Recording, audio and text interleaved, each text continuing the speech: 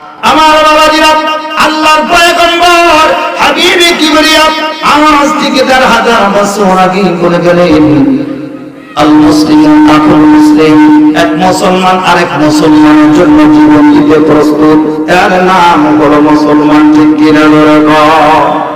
আমার বাবাজি, আল্লাহর পয়গম্বর মুহাম্মদ আরবি সাল্লাল্লাহু আলাইহি ওয়াসাল্লাম মক্কার জমিন মদিনার থেকে বিদায় নেবার পরে আল্লাহর হাবিব যখন ইন্তেকাল করলেন মদিনার জমিনে, মদিনার প্রেসিডেন্ট হলেন হযরত আবু বকর সিদ্দিক রাদিয়াল্লাহু তাআলা আনহু। গভীর মনোযোগ, আল্লাহ সুবহানাহু ওয়া তাআলা বলেন, ও পৃথিবীর মানুষ, তোমরা শুনে রাখো, লা তাকনাতু মিন রাহমাতিল্লাহ, ইন্নাল্লাহা ইয়াগফিরুয যুনুবা জামিআ, ইন্নাহু হুয়াল গফুরুর রহিম।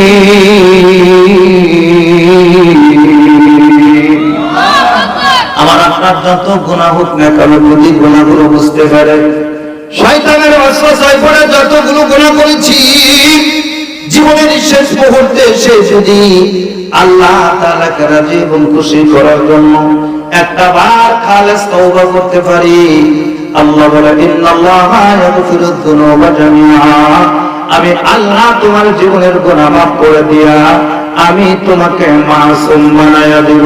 আল্লাহু আকবার। গভীর মনোযোগ, আল্লাহ সুবহানাহু ওয়া তাআলার হাবিব বলেন, আল মুসলিমু আকুল মুসলিম। এই হাদিসটি কি আলোচনা আমি আপনাদের মাঝে পেশ করব বাজান। অতি সময় অল্প সবার মধ্যে আমি আপনাদের মাঝ থেকে বিদায় দিব। আল্লাহর হাবিব বলেন, আল মুসলিমু আকুল মুসলিম, এক মুসলমান আরেক মুসলমান যদি ভাই হয়, এক মুসলমান জাহান্নামের দিকে যাচ্ছে আরেক মুসলমান জান্নাতের দিকে যাচ্ছে, এটা কখনো সম্ভব হতে পারে না। ঠিক কিনা ধরে কর। আল্লাহ রাব্বুল আলামিন বলেন, ইয়া আইয়ুহাল্লাযীনা আমানু কু আনফুসাকুম ওয়া আহলিকুম নার। আল্লাহ রাব্বুল আলামিন বলেন, বান্দারে, ও বান্দে, জেনে রাখো, তুমি নিজে জাহান্নামের আগুন থেকে বাঁচো, তোমার আহাল পরিবার বর্গকে জাহান্নাম থেকে বাঁচাও। জোরে বলুন সুবহানাল্লাহ। বোঝা গেল আয়াতের দ্বারা নিজে নামাজ পড়লে শুধু হবে না, অপরকেও নামাজের দাওয়াত দিতে হবে। ঠিক কিনা জোরে কম। বাবা নামাজ পড়লে শুধু হবে না, সন্তানকে নামাজে দাঁড় করাইতে হবে। মা নামাজ পড়লে শুধু হবে না, মেয়েটাকেও নামাজে দাঁড় করাইতে হবে। ভাই নামাজ পড়লে শুধু হবে না, অপর ভাইকে নামাজে দাঁড় করাইতে হবে। ঠিক কিনা জোরে কম। বাবা রোজা রাখলে শুধু হবে না, সন্তান যদি রোজার উপযুক্ত হয়, তার উপরে যদি রোজাগুলো ফরজ হয়ে যায়, তাদেরকেও রোজা রাখার জন্য চেষ্টা করতে হবে। আমার বাবাজিরা, নিজেও পর্দা করতে হবে, সন্তানদের তো পর্দা শিখাইতে হবে। ঠিক কিনা জোরে কর। আমার ভাইরা, এক ভাই যদি পানিতে করে হাবুডুবু খায়, আরেক মুসলমান ভাই কখনো ফেলে রেখে যাইতে পারে না। আমার বাজানরা, পৃথিবীর যে প্রান্তে থেকে সূর্য উদিত হয়, যেই প্রান্তে গিয়ে সূর্য অস্তমিত হয়, এতটুকু দূরত্ব পৃথিবীর সূর্য অস্তর ভিতরে এক মুসলমান ভাই, সূর্য উদয় যেই জায়গায় হয় ওই জায়গায় এক মুসলমান ভাই জিন্দিগিতে কোনোদিন দুজনের সাথে সাক্ষাৎ হয় নাই, তথাপি মুসলমান, এক মুসলমান বিপদে পড়লে আরেক মুসলমান সাহায্যের হাত বাড়াবে। ঠিক কিনা জোরে বল। আর একটু আওয়াজ দেব না, যাবে না? ঠিক কিনা?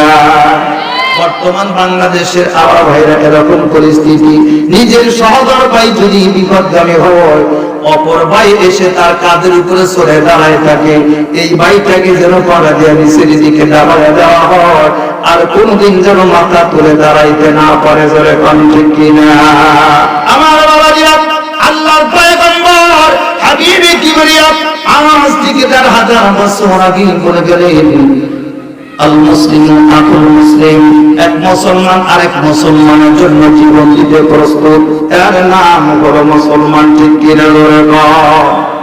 আমার বাবাজি, আল্লাহর পয়গম্বর মুহাম্মদ আরবি সাল্লাল্লাহু আলাইহি ওয়াসাল্লাম মক্কার জমিন মদিনার থেকে বিদায় নেবার পরে আল্লাহর হাবিব যখন ইন্তেকাল করলেন মদিনার জমিনে, মদিনার প্রেসিডেন্ট হলেন হযরত আবু বকর সিদ্দিক রাদিয়াল্লাহু তাআলা আনহু। ইসলামের প্রধান খলিফা হযরত আবু বকর সিদ্দিক রাদিয়াল্লাহু তাআলা আনহু বিদায় গ্রহণ করলেন। দ্বিতীয় খলিফা নির্বাচিত হলো মদিনার ভিতরে হযরত ওমর ইবনে খাত্তাব রাদিয়াল্লাহু তাআলা আনহু। একবার জবান করে বলা যাবে না সুবহানাল্লাহ। আমার বন্ধুগণ, হযরত ওমর রাদিয়াল্লাহু তাআলা আনহুর শাসন চলছে মদিনায়। মদিনার দিকে আমার বাবাজিরা 300 কিলোমিটার দূরে একটা যুবকের বাড়ি। মুহাম্মদুর রাসূলুল্লাহকে জীবনে কোনোদিন দেখে নাই, হযরত আবু বকর সিদ্দিককেও দেখে নাই, হযরত ওমর ইবনে খাত্তাবকে উনি দেখে নাই। তথাপি রাসূলের নাম শোনার সাথে সাথে এই যুবকটা পড়েছে লা ইলাহা ইল্লাল্লাহু মুহাম্মাদুর রাসূলুল্লাহ। একবার জোরে বলা যাবে না সুবহানাল্লাহ। গভীর মনোযোগ, আল্লাহর পয়গম্বরকে জিন্দেগিতে কোনোদিন দেখে নাই। আমার ভাইরা, ইসলামের প্রধান খলিফা হযরত আবু বকরকে দেখে নাই, দ্বিতীয় খলিফা হযরত ওমরকে দেখে নাই। আমার ভাইরা, হযরত ওমর রাদিয়াল্লাহু তাআলা আনহুর শাসন চলছে, আল্লাহর রাসূল জীবিত নাই। হযরত আবু বকর দুনিয়ার জমিন থেকে বিদায় নিয়ে আলমে বারজাখে চলে গেছেন। আমার বন্ধুগণ, এই যুবকটা মদিনার থেকে 300 মাইল দূরে তার বাড়ি অবস্থিত। 300 মাইল দূর থেকে তার অন্তরের ভিতরে জাগৃত হয়ে গেছে, আমি আল্লাহর রাসূলকে জীবদ্দশায় কোনোদিন দেখতে পারি নাই। আমার অন্তরের ভিতরে তামান্না হুজুর সাল্লাল্লাহু আলাইহি ওয়াসাল্লামের রওজা মুবারকের পাশে দাঁড়ায়া আমি একবার বলবো, আসসালাতু ওয়াসসালামু আলাইকা ইয়া রাসূলুল্লাহ, আসসালাতু ওয়াসসালামু আলাইকা ইয়া হাবিবাল্লাহ। একবার জোরে বলা যাবে না সুবহানাল্লাহ। আমার বাবাজিরা, এই যুবকের তামান্না হইল আল্লাহর হাবিব দুনিয়াতে জীবিত নাই। হযরত ওমর রাদিয়াল্লাহু তাআলা আনহুর শাসন চলতেছে। হযরত ওমরকে চেহারাটা আমি দেখব, পয়গম্বরের রওজা মুবারকে দাঁড়ায় সালামটা দিব, এই উদ্দেশ্যে বাড়ির থেকে আমার ভাইরা একটা উট বাহির করলেন। উটের পিঠে বুদ্ধি লাগাইলেন, উটের পিঠের উপরে যা কিছু খাবার মাংসামানা নেওয়ার প্রয়োজন হলো সব কিছু নিয়ে উনি মদিনার দিকে রওনা দিলেন। বাড়ির থেকে মদিনার থেকে 3 মাইল দূরে অবস্থিত আসার পরে এই যুবকটার শরীরটা ক্লান্ত, প্রখর রোদের ভিতরে সহ্য করছে না রে বাজান। এই যুবকটা একটা খেজুর গাছের সাথে তার উটটা বেঁধে রাখলো, তার গাঁটুরিটা মাথার নিচে দিয়া একটা খেজুর গাছের ছায়ার নিচে আশ্রয় গ্রহণ করিয়া একটু তন্দ্রাই গেল, ঘুমের উপরে চলে গেল। আমার ভাইরা, এই উটটা যে জায়গায় বাঁধা ছিল পাশে একটা নতুন খেজুর বাগান ছিল, ইরিদানের গোছার মতন সবে মাত্র খেজুরের ছোট্ট ছোট্ট চারাগুলো খেজুরের মালিক ওখানে রোপণ করেছেন। উটটা যে কোনো কৌশলে বাদনটা খসার করে এই বাগানের ভিতরে ঢুকিয়া একটু হামাগুড়ি দিলেন। উটটা নতুন বাগানের মধ্যে হাঁটার কারণে, ছোট্ট ছোট্ট খেজুরের চারার ভিতরে পা লাগার কারণে কয়েকটা খেজুরের চারা ভেঙে নষ্ট হয়ে গেল। কয়েকের মধ্যে দেখা গেল উটের মালিক মুরব্বি আসছে, তাকায় দেখে উটটা বাগানের ভিতরে ঢুকিয়া আমার খেজুরের চারাগুলো কিছু নষ্ট করে ফেলেছে। বারবার চেষ্টা করলেন উটটাকে বাগান থেকে তাড়ানোর জন্য, কিন্তু উটটাকে সে বাগান থেকে বাহির করতে পারলেন না। আমার ভাইরা, এই মুরব্বী ছোট্ট একটা পাথরে নিয়ে ঢিল মারলেন।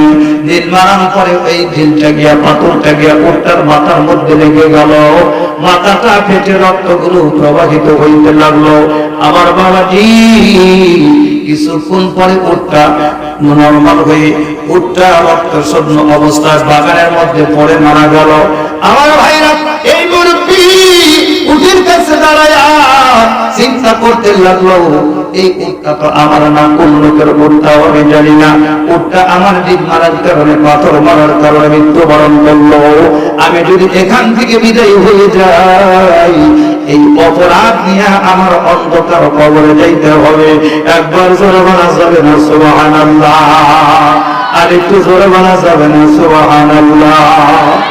আমার বাবাজিরা, এই মুরব্বী চোখের পানি দ্বারা বুকটা বাসায় দিল, যতক্ষণ পর্যন্ত ওদের মালিক আমার কাছে না আসবে, আমি তার কাছ থেকে ক্ষমা না লইব, ততক্ষণ পর্যন্ত আমি এখান থেকে বিদায় হব না। আল্লাহু আকবার। আমার ভাইরা, মুসলমান কখনো মুসলমানকে ফাঁকি দিতে পারে না, ঠিক কিনা ধরে কোন? মুসলমান কখনো মিথ্যা বলতে পারে না, মুসলমান কখনো মিথ্যায় আশ্রয় গ্রহণ করতে পারে না, মুসলমান কখনো মানুষকে ধোঁকা দিতে পারে না। উট একটা জানোয়ার, চতুষ্পদ জন্তু, দিল মারার কারণে মৃত্যুবরণ করে ফেলেছে। এই বাচ্চারা ওখান থেকে পালাইতে পারতেন। দুনিয়ার কেউ দেখে নাই, কেউ যেটা না দেখে সেটা দেখে কে? একটু আওয়াজ দেয়া বলেন, কে দেখে? আমার বাবাজিরা, এই মুরব্বী বাচ্চার ওখানে দাঁড়ায়া কাঁদতে শুরু করলেন। আমি তো উটটাকে মারার জন্য ঢিল মারি নাই, বাগান থেকে তাড়ানোর জন্য উটটাকে ঢিল মারছি। উটটা যে মৃত্যুবরণ করবে আমি জানি না। যুবকটা কিছুক্ষণের মধ্যে জাগৃত হয়ে থাকে যে খেজুর গাছের ভিতরে উটটা বাঁধা ছিল, এই উটটা বর্তমানে গাছের ভিতরে নাই। একটু দূরে লক্ষ্য করে দেখে একজন মুরব্বী দাঁড়ায়া ফোপায়া কাঁদতেছে, আর সামনে আমার উটের লাশটা পড়ে আছে। যারা বলুন সুবহান। লা ইলাহা ইল্লাল্লাহ, লা ইলাহা, লা ইলাহা ইল্লাল্লাহ, লা ইলাহা